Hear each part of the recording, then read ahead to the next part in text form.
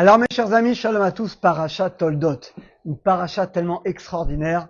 Alors le cours est dédié à un très grand tzaddik, Baruch Hashem qui étudie tous les jours la Torah, Didier Gdalia et son épouse Nathalie. On fait une bracha pour votre Alia Bekarov, le mariage de votre fille Julie Bekarov, Kodesh Machot dans votre famille et tout le klal Israël Bezrat Hashem. Mes chers amis, on a dans notre paracha un événement qui est incompréhensible. On parle de Yitzhak Avinu, le prophète. Un des plus grands prophètes de tous les temps, Yitzhak Avinu. Imaginez ce qu'on raconte sur le Harizal, il y a 400 ans. Imaginez c'est quoi Yitzhak Avinu. Il te voit, il comprend tout. Et la Torah nous dit que son fils Esav, il embrouille. Quand Rachid dit, Saïd Bepiv, il lui met du gibier dans la bouche. C'est quoi? Il le dupe il lui ment par des paroles. Il lui fait croire qu'il est un tzaddik. Et Yitzhak, il tombe. Il préfère Esav. Jusqu'au point qu'il veut lui donner la bracha. Mes chers amis, le pshat, le sens littéral, Mechila, ça ne tient pas. Ça tient pas parce qu'on peut embrouiller moi, on peut embrouiller Rav Nono, on peut embrouiller Jérémie, mais on peut pas embrouiller un prophète. Et quel prophète? Yitzhak Avinu. On peut pas l'embrouiller. Vous croyez vraiment que Yitzhak Avinu, il savait pas que Yaakov c'est le tzaddik, qui étudie toute la journée et nuit la Torah, et ça c'est un rachat? Il sait pas. Yitzhak Avinu. C'est pas possible de dire ça. Donc le pshat, si on prend le sens littéral, on est bloqué. Pour comprendre cette paracha, mes chers amis, il faut expliquer avec le Harizal. Le Harizal dit quelque chose d'extraordinaire qui va nous sortir du pshat, du sens littéral, et nous permettre d'avoir une vision plus profonde de la paracha. Le Harizal, il dit non. Le Harizal, il dit non. Yitzhak est prophète, il sait très bien que Yaakov est le tzaddik, et il sait très bien que Esav est le rachat. Ah, alors pourquoi il veut bénir Esav? Il dit, c'est quoi Tsaïd Bepiv, le gibier dans la bouche? C'est quoi la bouche? C'est la Torah orale. Il dit le Harizal, il a vu Yitzhak Avinu par sa prophétie que Esav, qui va descendre de lui? Rabbi Akiva. Alors, je vous rappelle que Rabbi Akiva est un descendant de converti. Et donc, nous dit le Harizal, il descend de Esav. Et c'est pour ça que Yitzhak, il sait très bien qu'Esav est un rachat, mais comme il voit que la Torah orale va sortir de Esav, il est quelque part obligé, en tout cas, il souhaite le bénir. Alors déjà, ça va nous faire comprendre quelque chose de plus profond, mais quel rapport? Quel rapport d'abord Rabbi Akiva et Esav, quoi? Parce que c'est un descendant de converti, il descend d'Esav. Et finalement, comment on peut comprendre Bémet cette paracha? Alors la Torah nous dit que dès le début, Vetroseso Abani Bekarba, dans le vent de leur mère, déjà, ils se bagarrent. Déjà, on voit qu'ils sont très différents. Veikdelu Harim, ils grandissent, nous dit Rashi, jusqu'à la bar mitzvah, on voyait pas la différence. Les deux, ils allaient, physiquement très différents, mais les deux allaient à l'Eshiva. Mais après la bar mitzvah, ça y est, chacun prend un chemin différent. La Gemara, dans Kiddushin, page 18, dit que Esav, vous savez comment on l'appelle? Incroyable, vous n'allez pas en revenir. La Gemara dit qu'on l'appelle Israël Moumar. On l'appelle un juif renégat. De là, on apprend que Esav, au début, il a réussi lui aussi à surmonter son Etzara jusqu'à un certain âge. Et après, malheureusement, il a mal tourné. Mais on l'appelle Israël Moumar. On l'appelle Israël, c'est-à-dire que quelque part, à la base, il était juif. Après, malheureusement, il a finalement tout lâché.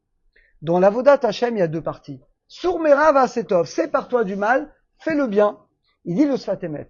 Chacun, il avait un rôle différent. On voit qu'effectivement, que Esav, il avait un Yetzirah qui était beaucoup plus grand que Yaakov. Ils sont pas du tout pareils. Il dit le Sfatemet, le travail du monde, le travail de Esav dans ce monde, c'était Sourmera, sépare-toi du mal. Arrive à dominer le mal qui est en toi. Alors qu'Yaakov, lui, son Yetzirah était très faible. Lui, son travail, c'était Vasetov, fais le bien, étudie la Torah. Donc, ils avaient deux travails qui étaient totalement différents. Pourquoi? Et là, vous allez comprendre pourquoi Yitzhak, il préfère Yaakov. On sait tous que Yitzhak, c'est Midat Adin. C'est quoi Midat Adin? Il donne sa vie, il est prêt à mourir pour Akadosh Baruch Hu. Akedat Yitzhak, il donne sa vie pour Akadosh Baruch Hu. Eh bien, quelque part, vous savez pourquoi il préférait Esav? Esav, c'est la continuité d'Yitzhak. C'est la tribu du Ruger également. Mais la différence, c'est que Yitzhak, il était rigoureux envers lui. Non, pas envers les autres. Esav, lui, va prendre cette mida de son père, la mida Tadin, la tribu de rigueur. Et au lieu d'être rigoureux envers lui comme son père, il va être rigoureux envers les autres. Il va se servir de cette rigueur pour faire du mal aux autres. Pour tuer, pour voler, pour violer des femmes, comme Rashi nous dit. Pour faire des choses complètement incroyables. Donc en réalité, il est mida Tadin, mais dans le mal. Vous savez, quand Hachem y crée le monde, c'est écrit dans le Zohar qu'Hachem y crée le monde à partir de la Torah. Maintenant, attention, il y a deux Torahs. Il y a Torah écrite et Torah orale. Eh bien, mes chers amis, cette différence qui existe déjà dans le ventre de Rivka entre Esav et Yaakov, c'est le reflet des deux Torahs. Yaakov, il représente la Torah écrite. Yaakov, c'est l'âme, c'est la Neshama, on va voir une preuve tout de suite. Yaakov, il avait déjà réparé son corps. On voit qu'Yaakov, il n'est pas spécialement un grand Yetzara, en tout cas du corps. Lui, son travail, c'était l'étude, l'enseignement de la Torah écrite. Esav, lui, il correspond à Torah Shebalpé, la Torah orale. La Torah orale, c'est le corps. On voit que c'est le corps. La Gemara dit qu'un homme ne peut comprendre la Torah orale que s'il arrive à briser son corps. C'est quoi briser son corps?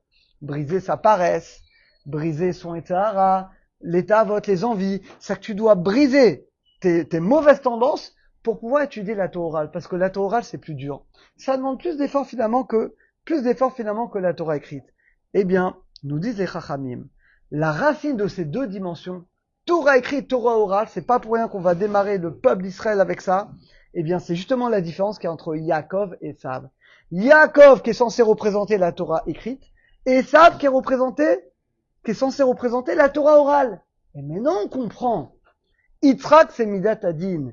Yitzhak, il voit Esav. Il comprend Yitzhak. Il dit Yaakov, il est déjà tzaddik. Il n'a pas de problème de Yetzara. Yaakov, lui, il doit dévoiler la Torah écrite. Il dit, il n'a pas besoin de moi. Il n'a pas besoin de ma bracha. Par contre, Esav, lui, il a un très grand Yetzara. Il se bagarre finalement contre Yetzara. Et lui, finalement, c'est difficile pour lui. Eh bien, mes chers amis, c'est la raison pour laquelle tous les grands, je vais vous donner plein d'exemples. Tous les grands maîtres de la Torah orale, incroyables, de qui descendent?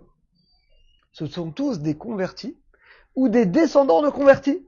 Alors évidemment, Rabbi Akiba, alors d'abord c'est incroyable, la Gemara dit que dans Sanhedrin Tzadik Vav, Sancheri, vous savez donc ce très grand rachat qui a exilé le peuple d'Israël.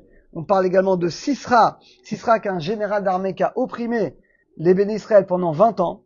Eh bien la Gemara dit qui va sortir de lui? Le Rav Nissim Gaon, c'est les maîtres avant le Moyen-Âge. Il dit que c'est qui le descendant de Sisra? C'est d'ailleurs avec Yaël, c'est Rabbi Akiva. Donc Rabbi Akiba lui-même, il vient de Sisra, un des ennemis le plus grand des Béné Israël. Et justement, Rabbi Akiba, pourquoi c'est la Torah orale? C'est celui qui a été capable de transformer sa vie de ténèbres en lumière. Vous savez, jusqu'à 40 ans, il connaissait pas grand-chose. En tout cas, il avait renié la Torah. Et finalement, il va faire une tchouva absolument phénoménale. C'est ça la Torah orale, c'est de transformer le mal en bien. Il n'y a pas que Rabbi Meir Balanes. Toute la Mishnah, Stam Mishnah, c'est Rabbi Meir. Toute la Mishnah, c'est Rabbi Meir. Rabbi Meir, vous savez de qui il est le fils? Néron, le général, finalement, un général romain qui a voulu détruire le temple, mais qui finalement va se convertir et il va mériter d'avoir comme fils finalement Néron. C'est pas fini puisque la Gemara dit que les descendants de Sancheriv le conquérant, qui va essayer de détruire le temple, exiler les 10 tribus. Vous savez qui sont les deux tzadikim qui sortent de lui que vous connaissez tous? Shmaya et Aftalion. Ce sont qui Shmaya et Aftalion? Les maîtres de Hillel. Shama et Hillel, les deux plus grands maîtres de la Mishnah. Eh bien, Shmaya et Aftalion. Et pour terminer, Titus. Titus, c'est lui qui a détruit le deuxième temple. Titus Aracha, qui est mort dans des souffrances horribles. Vous savez, la fameuse mouche qui est rentrée dans son cerveau. Eh bien, il a eu comme neveu. Qui va être le neveu de Titus? Onkelos le guerre. Tous les jours, on étudie le Targum Onkelos. Vous vous rendez compte que Aquilas, son nom d'origine, vous vous rendez compte que tous les jours on étudie le Targum Onkelos, eh bien c'est un guerre, c'est un converti. En réalité, mes chers amis, à la base, Yaakov et Esav, ils auraient dû être associés. Et c'était ça le rêve d'Israël. Vous savez pourquoi il a béni Esav? Il sait très bien qu'Esav a un rachat d'après le Harizal, il sait très bien que Yaakov, mais il se dit Israël c'est les deux. D'ailleurs, Yaakov, on l'appelle Israël, dans la Gemara, Israël Moumar. Lui pense que le peuple d'Israël c'est les deux. Yaakov, c'est la Torah écrite. Et ça, c'est la Torah orale. Mais Rivka, elle voit beaucoup mieux que son mari. Elle dit, t'as pas compris que Esav est à un niveau de richout qui veut rien du tout. Ça l'intéresse pas. Donc, nous, aujourd'hui, mes chers amis, on se retrouve avec les deux travails. Esav, il a tout renié. Il a renié la Torah orale qu'il aurait dû normalement dévoiler. Et aujourd'hui, nous-mêmes, on se retrouve avec ce rôle-là, d'étudier la Torah écrite et d'étudier la Torah orale. Normalement, les grands maîtres de la Lacha, c'est des descendants d'Esav. Vous savez pourquoi? On va t'amener là-dessus. Akol Kol Yaakov. Il a dit la voix c'est celle de Yaakov. Vayadaim et les mains c'est mains d'Esav. Écoutez bien, c'est profond. La voix c'est la Torah écrite. C'est l'âme, c'est ce qui sort. C'est Yaakov Avinu. Les mains, c'est l'acte. Normalement, Esav, Ayadaim et d'Esav, les mains d'Esav. Normalement, Esav, c'est lui qui aurait dû prendre la Torah de son frère et la traduire dans la matérialité. Comme on appelle ça la halacha. Les grands maîtres de l'halakha, normalement, c'était qui? Esav. Les descendants d'Esav.